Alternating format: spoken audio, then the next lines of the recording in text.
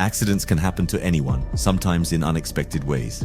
In this video, we'll explore 5 more real stories of people who lost their lives in strange and unusual circumstances. These tales are a powerful reminder of how unpredictable life can be and how simple actions can lead to unforeseen tragedies.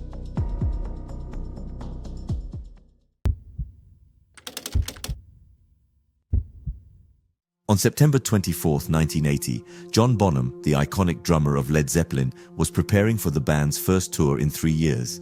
Led Zeppelin had been on a break, but Bonham was eager to return to the stage. Known for his heavy drinking, his day began with several strong drinks at breakfast. Bonham was picked up by Led Zeppelin's assistant, Rex King, and during a breakfast stop, he quickly consumed 4 vodka drinks, setting the tone for a day marked by excessive drinking. Throughout the day, Bonham continued to drink while the band rehearsed at guitarist Jimmy Page's home in Bray, a small village in England. As the hours wore on, Bonham's drinking intensified. By the time rehearsals ended, he was visibly affected by the large quantity of alcohol he'd consumed. That night, as everyone prepared to rest, Bonham was put to bed in one of Page's spare rooms. His bandmates, well aware of his drinking habits, took the precaution of laying him on his side in case he became ill in his sleep. The next morning, on September 25, 1980, Led Zeppelin's road manager Ben Lefebvre went to check on Bonham and immediately realized something was wrong. Bonham was unresponsive. Lefebvre attempted to find a pulse but found none. In a panic, he called for help and an ambulance soon arrived. Sadly, despite their efforts, it was too late. At just 32 years old, John Bonham had passed away. An examination later confirmed that Bonham died from pulmonary aspiration. While unconscious, he had choked on his vomit, a result of the large amount of alcohol in his system. Analysis showed a significant level of alcohol in his blood, equivalent to around 40 shots of vodka over 12 hours. According to pathologist Dr. Edmund Hempstead, Bonham's death wasn't immediate. His body had gone into shock, and it took hours for the effects to ultimately take his life. During this time, his liver struggled to process the enormous amount of alcohol he had consumed. Bonham's passing marked a profound loss for Led Zeppelin and the rock world at large. As the heartbeat of the band, his powerful and distinct drumming style was a defining element of their music. The remaining members of Led Zeppelin, feeling they couldn't continue without Bonham, announced their decision to disband just a few months later, on December 4, 1980. In a brief statement, they expressed their respect for Bonham's memory and the unique bond they shared, concluding that they could not go on as a band without him. True to their word, Led Zeppelin officially ended. Although they did come together for a few performances in the years that followed, they never formally reunited as a band. One of their most notable reunion performances took place in 2007 at London's O2 Arena, which was later released as the live album Celebration Day. Bonham's sudden death shocked the music community, as he was widely regarded as one of rock's greatest drummers. His style, known for its intensity, speed, and unique rhythm, had redefined rock drumming. Many musicians looked up to him, and his influence on rock music remained strong. Led Zeppelin's bassist, John Paul Jones, recalled the heartbreaking moment he and Lefebvre found Bonham's body, describing the experience in the book, John Bonham, A Thunder of Drums. He expressed both anger and sadness over the loss, as Bonham's immense talent had been cut short. Bonham's struggles with alcohol were well known. While he had previously managed to overcome other substance issues, his alcohol dependence had only worsened. Friends and colleagues noted that Bonham had been dealing with personal challenges in the weeks before his passing, which might have contributed to his heavy drinking that night. At just 32, Bonham's death highlighted the intense lifestyle pressures faced by many rock musicians of that era. He had a larger-than-life personality, both on and off the stage, and enjoyed fast-paced thrills, including a passion for cars. Those close to him had seen the toll that addiction was taking on him and feared that it would eventually lead to a tragic outcome. Despite his struggles, Bonham left a legacy that continues to inspire musicians worldwide. His powerful drumming can be heard in Led Zeppelin's most famous songs, from Kashmir to When the Levee Breaks. His influence on the drummers who followed is unmistakable, and his style remains unmatched. Bonham's death raises questions that have lingered for decades. What if he hadn't consumed so much alcohol that night? Could his bandmates have done something to intervene? Might his life, and by extension Led Zeppelin's journey, have turned out differently? While the answers to these questions remain unknown, it's clear that Bonham's passing changed the course of rock history. Led Zeppelin, who had dominated the 1970s, was forced to end their journey far too soon, leaving fans to wonder what could have been. On October 31st, 2024, Diwali night brought light and laughter to Bengaluru, India. Amidst the celebrations, however, one group of friends witnessed a tragic turn of events, an example of the dangers that could arise from reckless decisions. In the middle of the festivities was 32-year-old Shabarish, a construction worker known for his friendly nature. After a long day at work, he eagerly joined his friends to celebrate. Shabarish, who led a modest life, valued his time with loved ones. That night, encouraged by the energy of the festival and a few drinks, his friends presented him with a daring challenge. They offered him a new auto rickshaw if he would sit on a box of lit fireworks and let them explode beneath him. For Shabarish, who owned very little, this was a tempting offer. At around 9:30 in the evening, Shabarish accepted the dare, likely not fully aware of the risks.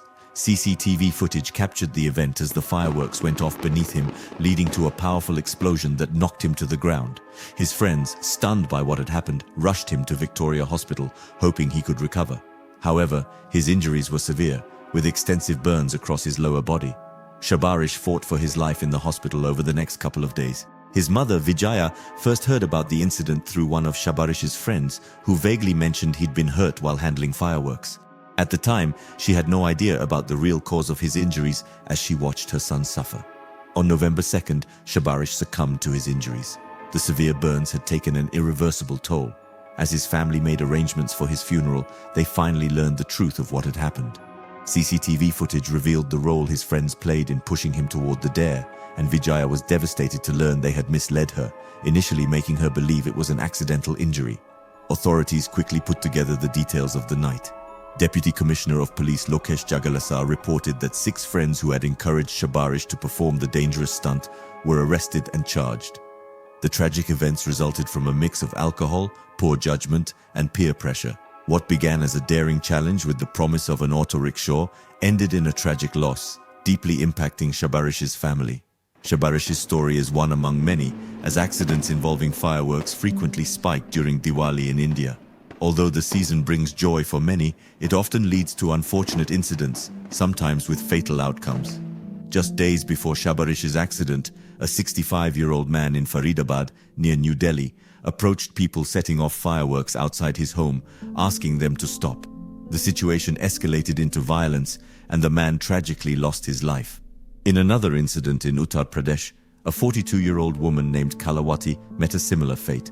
She tried to confront her neighbor over fireworks outside her house, and a heated argument followed, ending in a tragic outcome. These incidents show how disputes over fireworks can lead to unexpected and deadly consequences, especially during times of celebration. In Bengaluru, where Shabarish's tragedy occurred, authorities have been working to discourage risky behaviors associated with fireworks. In one instance, 2 students were detained for throwing lit firecrackers onto a busy road while riding a scooter.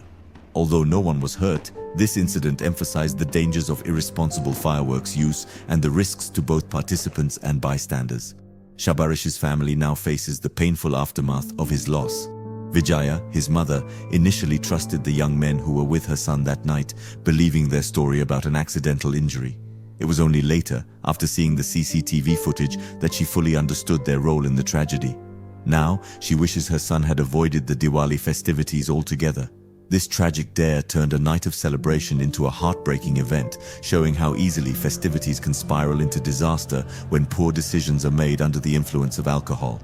For Shabarish, the promise of a new auto rickshaw and the possibility of a better life clouded his judgment, leading him to a fatal choice. Ultimately, Shabarish's story reminds people of the risks linked to firework-related incidents in India. Diwali is celebrated with lights and fireworks, but the hidden dangers often go unspoken.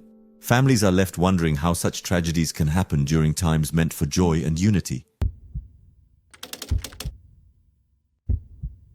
On December 21, 2021 in Chigwell, Essex, 23-year-old Connor Groom joined his colleagues for their annual Christmas party at Topgolf, a popular driving range.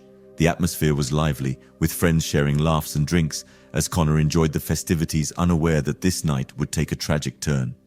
Connor and his group arrived at Topgolf after starting the night at a nearby bar. They were seated in bays 36 and 37 on the venue's upper floor, approximately 12 feet above the ground, with safety nets below to prevent falls. The evening began with light-hearted pranks as friends playfully nudged each other toward the nets. The group saw these nets as reliable protection and continued their pranks despite security's warnings to stop. The pranks escalated as drinks kept flowing, and at one point, a friend jokingly announced he would push Connor toward the net. With no intent to harm, he ran up to Connor and pushed him, expecting him to fall safely onto the netting. But things went terribly wrong. Connor lost his balance, his foot caught in the net, and he tumbled over the edge, plummeting headfirst to the ground. Connor suffered severe injuries to his spine and brain. He was rushed to the Royal London Hospital, where he remained in critical condition for weeks as his family and friends held on to hope.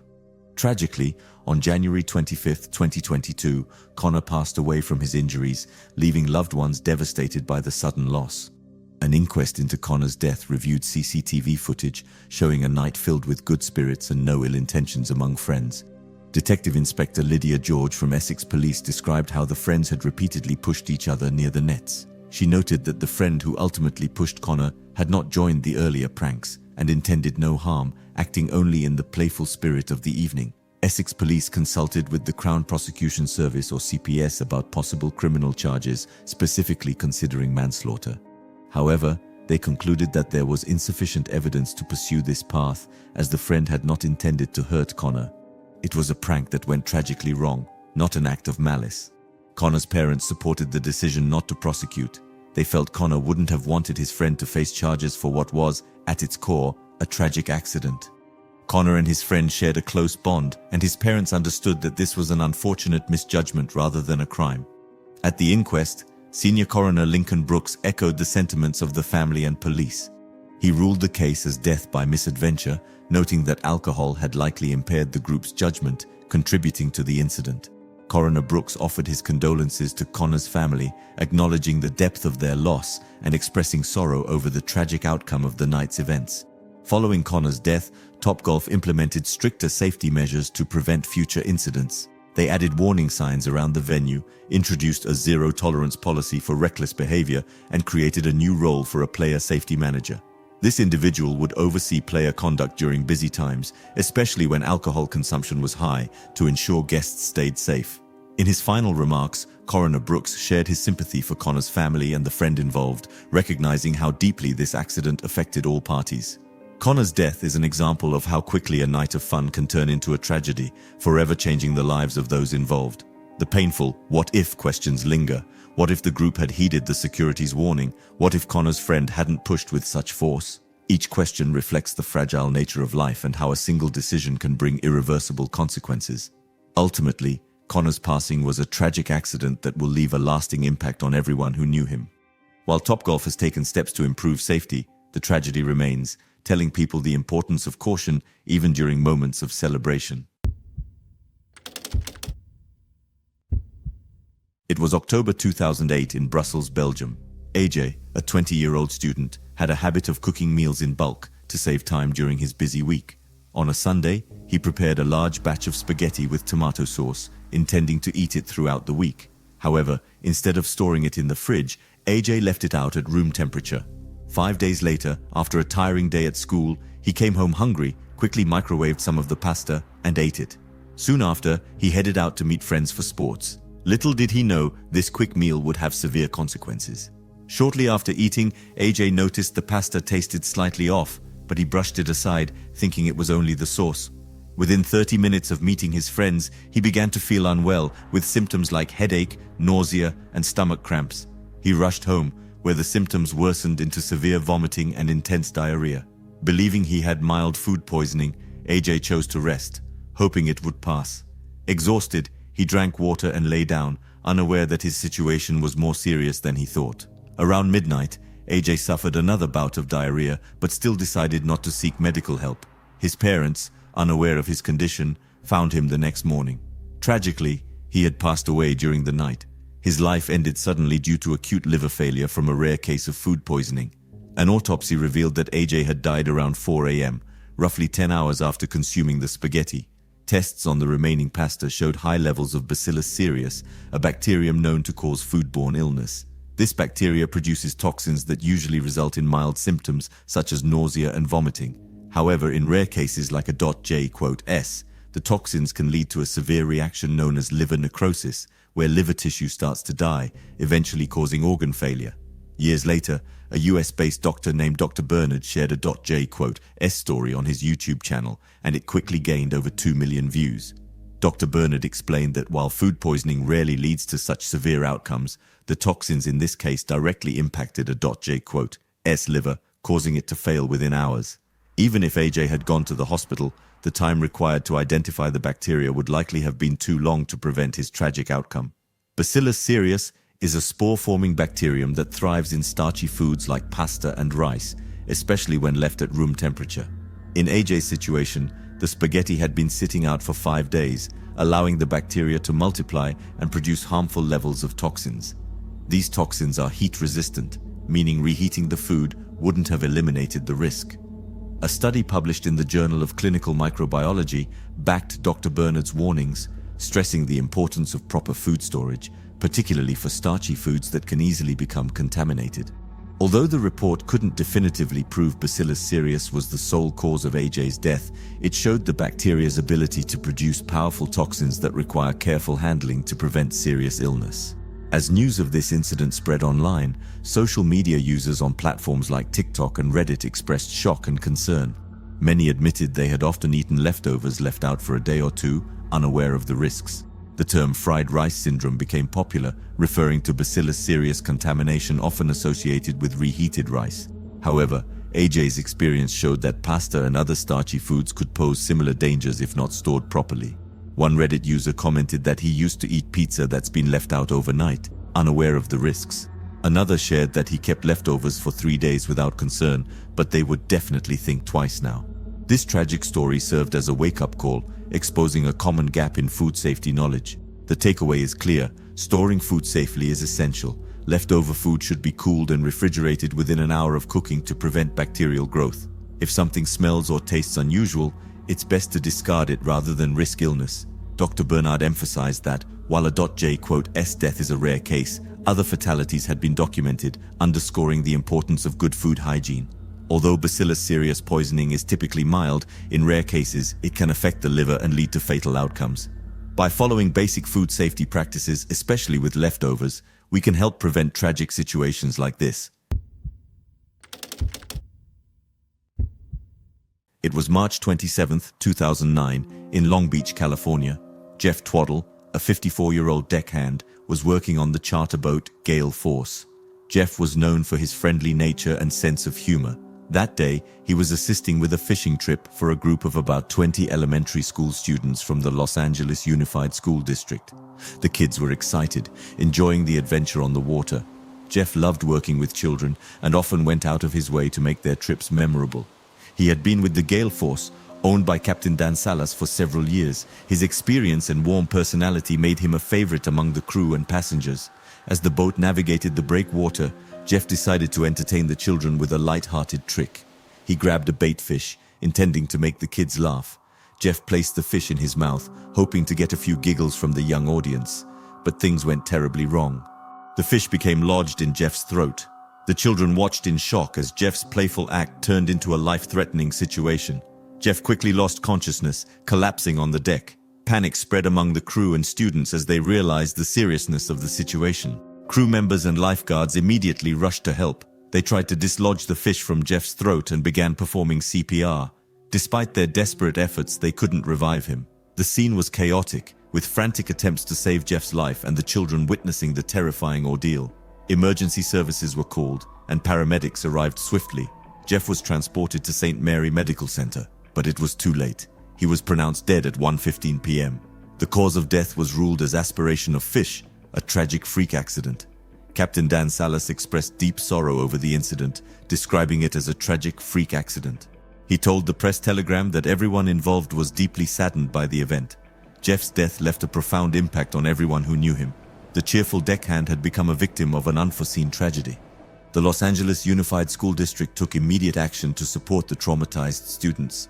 They sent a note to parents, explaining what had happened and offering grief counseling for the children. The students were deeply affected by witnessing such a traumatic event, and the district wanted to ensure they received the help they needed. Jeff Twaddle was remembered as a kind-hearted man who loved his job and brought joy to many. His sudden and tragic death was an example of how quickly life can change. The fishing trip that was supposed to be a fun and educational experience turned into a heartbreaking event that no one could have anticipated.